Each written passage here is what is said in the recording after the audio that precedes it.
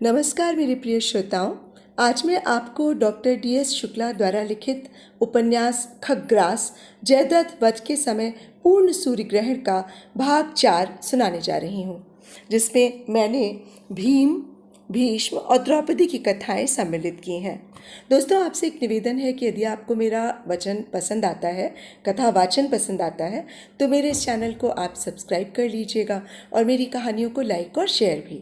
और हाँ, bell icon ज़रूर दबा दीजिएगा, जिससे कि मेरी आगे आने वाली कहानियों की नोटिफिकेशंस आपको मिलती रहे।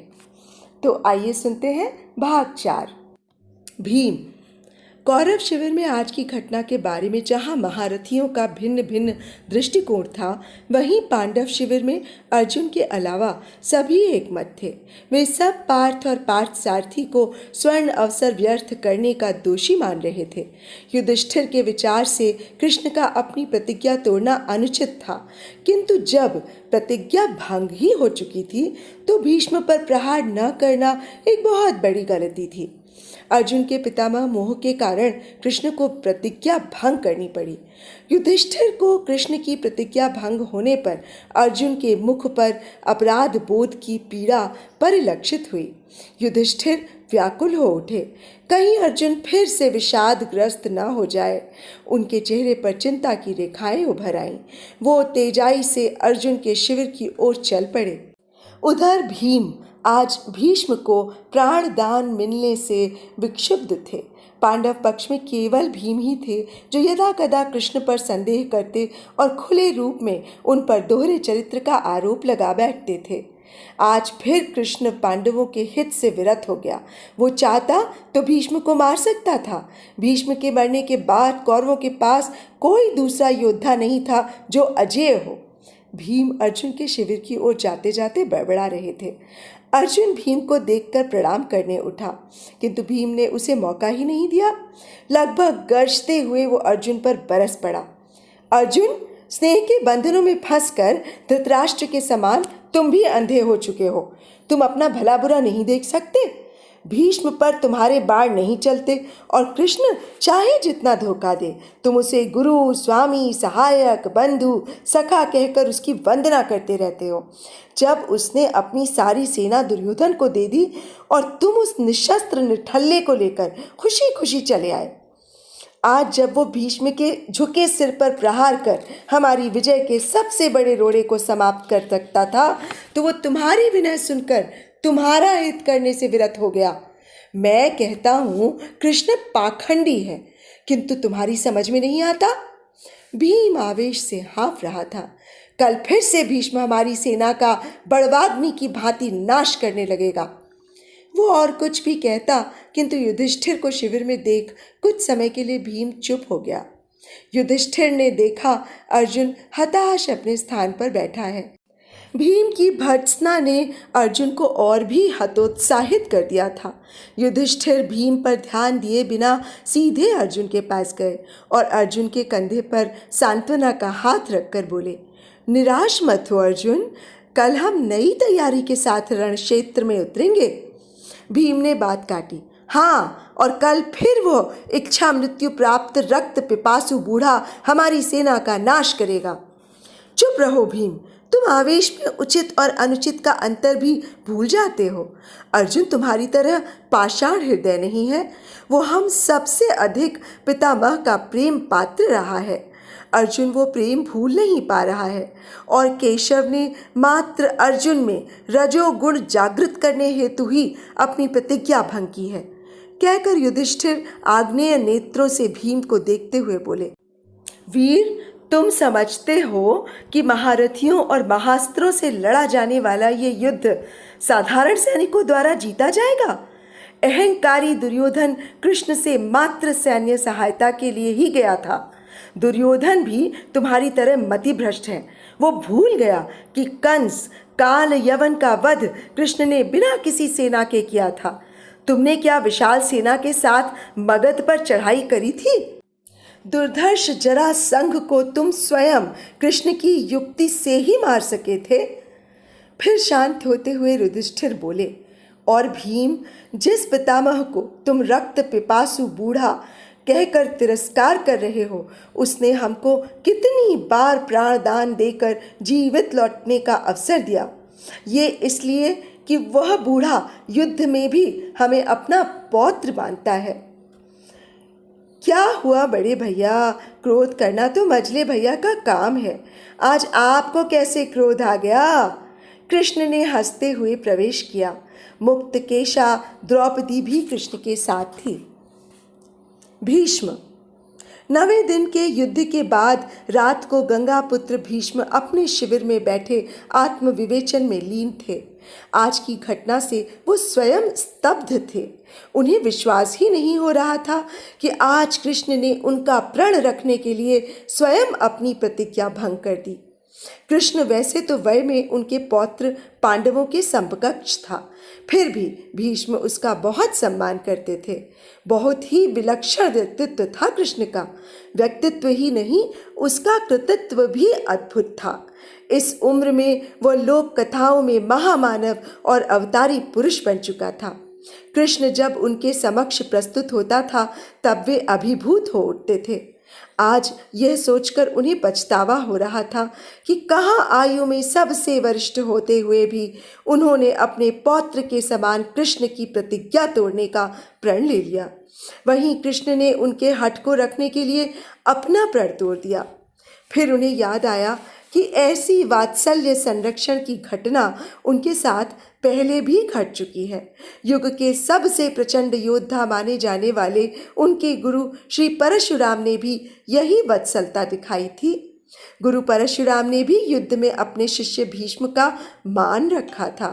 उनका मन कृतज्ञता से भर गया। गुरु की भांति कृष्ण ने भी उनका मान रखा था। उन्हें लगने लगा कि वो स्वयं केवल कुरु वंश के ही नहीं, युग के सबसे हठी व्यक्ति हैं। वो कितने आत्म केंद्रित हो गए थे।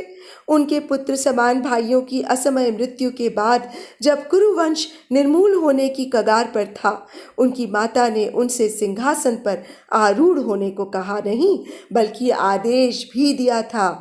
पर उन्होंने पहली और अंतिम बार अपने हठ के चलते माता की आज्ञा का निरादर किया था। आज भी कभी कभी गृह कलह से कुरुवंश के आसन्न विनाश को देख द्रोणाचार्य यदा कदा इंगित कर देते थे। वे मन ही मन सोचते कि काश गंगा पुत्र भीष्म ने माता की आज्ञानुसार विवाह कर यदि हस्तिनापुर के सिंहासन पर आरूढ़ हो जाते तो विश्व इस महासमर से बच गया होता। वेदोक्त कार्य के पहले संकल्प लेने की परिपाटी लोक कल्याण के लिए निश्चित की गई थी, परंतु जिस संकल्प से जन साधारण का अपकार हो, ऐसे संकल्प को त्यागना ही श्रेष्ठ है। उन्हें याद आया कि पितामह होते हुए भी वे अर्जुन के ऊपर तीक्ष्णतम बाणों से प्रहार कर रहे थे। वहीं विश्व का सर्वश्रेष्ठ धनुर्धर उनके प्रति सम्मान के चलते उसका उतना कठोर प्रति उत्तर नहीं दे पा रहा था। वो स्वयं घायल हो चुका था। उसका सखा सारथी रूप में निहत्था कृष्ण, जिसे वो अपना आराध्य मानता था, वह भी घायल हो गया था। फिर भी न तो उन्होंने अपना प्रहार रोका और न ही अर्जुन ने उग्र रूप धारण किया। उस समय मात्र कृष्ण की प्रतिज्ञा भंग कराना ही उनका ध्येय रह गया था। वो इतने पाषाण हृदय कैसे हो गए? क्या ये उनका अहंकार नहीं था? वहीं उनका प्रण रखने और लोक कल्याण के लिए कृष्ण ने अपनी प्रतिज्ञा छोड़ दी। कृष्ण की प्रतिज्ञा भंग होते ही दोनों पक्षों में हाहाकार मच गया। पांडव दल कृष्ण की प्रतिज्ञा टूटने पर, वहीं कौरव कृष्ण का रौद्र रूप देखकर पितामह की कुशल को लेकर। परंतु भीष्म की प्रणति ने कृष्ण का क्रोध एकाएक शांत कर दिया। एक बार तो भीष्म ने सोचा कि अच्छा होता यदि कृष्ण ने उनका वध ही कर दिया होता। उनके पराभूत होते ही कुरु पक्ष के सारे योद्धा पलायन कर जाते, द्रोणाचार्य युद्ध बंद कर देते, पांडव विजयी हो जाते, भीषण रक्तपात और नरसंहार टल जाता। परंतु दुष्ट दलन जो कृष्ण का ध्येय है वो पूरा न हो पाता। उन्होंने सोचा जो होता है अच्छा ही होता है। और फिर एकाएक शताधिक वर्षों के जीवन व्यतीत होने के बाद आज पहली बार उन्हें अपने भीष्म संबोधन से वितृष्णा हुई। उन्होंने निश्चय कर लिया कि उनका समय आ गया, उन्हें अब प्रयाण करना चाहिए, पुरातन को नवीनता के लिए स्थान देना ही चाहिए। तभी शिविर द्वार पर दस्तक हुई। कृष्ण ने प्रवेश किया। भीष्म आत्मलीनता में मुस्कुराए। कृष्ण सर्वज्ञ है क्या?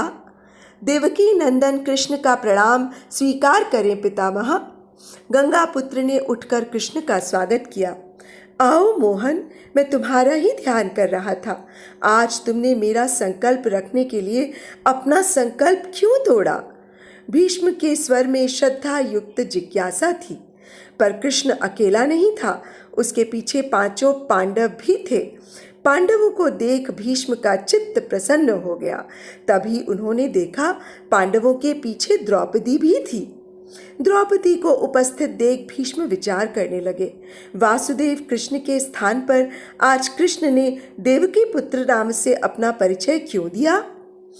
आज भीष्म हर छोटी से छोटी बात में कोई गूढ़ निहितार्थ ढूंढ रहे थे। यह संबोधन कृष्ण ने संभवतः उन्हें याद दिलाने के लिए प्रयोग किया कि कृष्ण ने अपनी जननी के स्नेह और भक्ति को कर्तव्य पालन करने में आड़े नहीं आने दिया।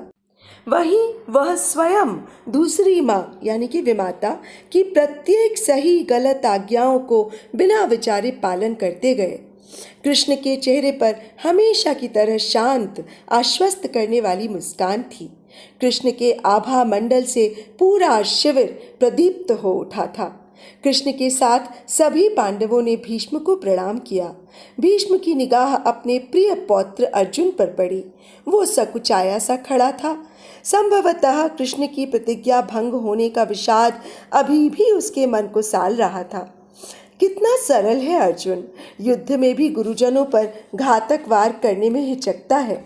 भीष्म ने मन में सोचा, संभवतः अर्जुन का यही गुण उसे विजयी बनाएगा। वह और द्रोणाचार्य दोनों मन से पांडवों की विजय की कामना करते थे। यह ठीक है कि इंद्रप्रस्थ और हस्तिनापुर वंश परंपरा में एक थे, अतः वे दोनों पक्षों के लिए वात्सल्य भाव रखते थे। इंद्रप्रस्थ हस्तिनापुर का अंग था। पांडवों के अलावा कोई भी हस्तिनापुर छोड़ इंद्रप्रस्थ नहीं गया। सदैव हस्तिनापुर में रहने के बाद ऐन युद्ध के समय युयुत्सु की भांति भीष्म तो पाला नहीं बदल सकते थे ना। मगर हाँ, यदि वे पाला बदल सकते तो संभवतः यह युद्ध भी ना हुआ होता। यह सोचकर एक टीस सी उठी भीष्म के मन में। द्रौपदी जब प्रणाम करने सामने आई तो भीष्म ने देखा कि द्रौपदी के लंबे बाल, जिन्हें वो हमेशा कंधे के पीछे रखती थी, आज आगे रखे हैं। बालों के माध्यम से वो भीष्म को कुछ स्मरण कराना चाहती है। भीष्म को भान हुआ कि आज काल यानी कि समय द्रौपदी के रूप में उनके कृत कर्मों का लेखा जोखा करने उपस्थित हुआ है। द्रौपदी जिन नारियों की वजह से इतिहास में सबसे अधिक उलटफेर हुई, उनमें सीता और द्रौपदी का स्थान सर्वोच्च है। परंतु द्रौपदी ने अपने जीवन में जितने उतार चढ़ाव देखे, वे संभवतः देवी सीता की परिस्थितियों से अधिक दारुण थे। सीता अनसुईया और बेहुला की पथगामिनी होकर सती कहलाईं। वहीं द्रौपदी 5 पतियों की पत्नी होते हुए भी प्रातः स्मरणीय कन्याओं में सम्मिलित हुईं। जन्म से ही द्रौपदी हस्तिनापुर विरोध की घुट्टी पीकर पली बढ़ी। राजनीतिक कुचक्र में तपी, पर अंत में हस्तिनापुर की ही कुलवधू बनी। दुर्योधन के प्रचंड विरोध के चलते हस्तिनापुर से अलग यमुना पार खांडव वन प्रदेश में पांडवों को एक नया राज्य मिला। यह निर्णय शकुनी की इच्छा के विरुद्ध था। वो चाहता था कि बारूद और आग की भांति कौरव पांडव जितने समीप रहेंगे, विस्फोट की संभावना उतनी ही प्रबल होगी। उसे विश्वास था कि पांचाली उसके इस प्रयास में अग्नि में घी के समान सहायक होगी। परंतु युधिष्ठिर ने इस प्रस्ताव को बगैर प्रतिरोध के स्वीकार कर लिया। शकुनी के प्रतिशोध को सिद्ध होने में अभी वर्षों का अंतराल था। खांडवा प्रस्थ इंद्रप्रस्थ बना। मगध का जरासंध भीम के हाथों मारा गया। युधिष्ठिर अश्वमेघ यज्ञ कर चक्रवर्ती सम्राट बने। इस यज्ञ में हस्तिनापुर भी भागीदार बना। ऐसा लगा कि अब दोनों परिवारों का वैमनस्य समाप्त हो गया। भीष्म इस शांति से आश्वस्त हुए, वहीं शकुनी निराश। परंतु तभी पांचाली के जिह्वा दंश ने घुमड़ते हुए ज्वालामुखी को प्रज्वलित कर दिया। प्रतिफल में द्रौपदी निर्वसन हुई, पांडवों का निर्वासन हुआ, नर को किन्नर बनना पड़ा। तब कहीं द्रौपदी के खुले बालों को संवारने का समय आया, पर इस राह में गंगा पुत्र भीष्म अडिग खड़े थे। वहीं अर्जुन, जिस पर पांडवों की आशाएं टिकी थीं, वे वीर आज पितामह मोह से ग्रसित थे। शकुनी और पांचाली दोनों ही निराश हो गए। अब दोनों को ही सिर्फ एक का ही सहारा था, और वह थे वासुदेव कृष्ण। कृष्ण को लोग अवतारी पुरुष या भगवान मानने लगे थे। अच्छे हों या बुरे, भगवान तो सभी के होते हैं। आज की पराजय से द्रौपदी का हृदय विषाक्त हो गया। उसे भीष्म से अधिक क्रोध अर्जुन पर था। उसकी जिह्वा एक बार फिर लपलपाई। वो कृष्ण के पास गई। कृष्ण पांडवों के साथ विमर्श कर रहे थे। कृष्ण ने कहा कि इसका निराकरण तो स्वयं गंगापुत्र भीष्म ही कर सकते हैं। सब भीष्म की शिविर की ओर चल पड़े। पांडव शिविरों से निकलकर कौरव पक्ष के शिविरों तक पहुंचने के लिए युद्ध मैदान से होकर जाना होता था। पुरुषों को यह क्षेत्र इस समय शांत लग रहा था, वहीं द्रौपदी को ये क्षेत्र विभत्स लगा। युद्ध क्षेत्र में प्रकाश हेतु कहीं कहीं मशालें जल रही थीं, फिर भी रणांगन में उतना प्रकाश नहीं था जितना शिविर क्षेत्र में। रक्त की गंध पाकर सियार आदि मांस भक्षी जानवर भी डोल रहे थे। माघ महीने की शीत में घायल सैनिकों की चीख और कराहट में सियारों की हुआ हुआ साधारण हृदयों में भय संचार के लिए काफी थी। युद्ध में मारे गए सेनानियों और पशुओं के अधिकतर शव हटाए जा चुके थे। फिर भी चलते समय उनके पैरों से कोई कटा हुआ सिर या कोई कटा हुआ अंग आ ही जाता था। द्रौपदी सिहर उठती।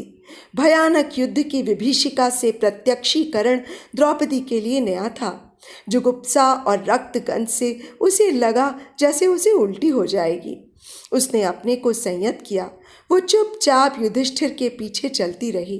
एकाएक एक जगह रक्त कीच में उसका पैर फिसल गया। वो गिरने की को हुई, किंतु पीछे चल रहे भीष्म के बलिष्ठ हाथों ने उसे थाम लिया। थोड़ी देर में ही वे कौरव शिविर के निकट पहुंच गए। रात्रि में आक्रमण या अपघात का कोई भय न होने के कारण शिविरों में अधिक प्रहरी भी तैनात नहीं थे। कुछ पुरुष लबादे से अपना सिर ढके निरुद्देश्य इधर उधर घूम रहे थे। द्रौपदी जानती थी कि ये गुप्तचर हैं जो सैन्य शिविरों की गतिविधियों पर दृष्टि रख रहे हैं। युद्ध क्षेत्र में कौरवों के आवासीय शिविर में सबसे बड़ा शिविर कौरव सेनापति महात्मा भीष्म का था। उस शिविर से धीमा धीमा प्रकाश निकल रहा था। जलते हुए चंदन की सुगंध ने युद्ध क्षेत्र की दुर्गंध को निष्प्रभावी कर दिया था, मगर द्रौपदी के मन में यह मलय गंध भी रक्त कीच और जलते हुए शवों की गंध को मिटा नहीं सका।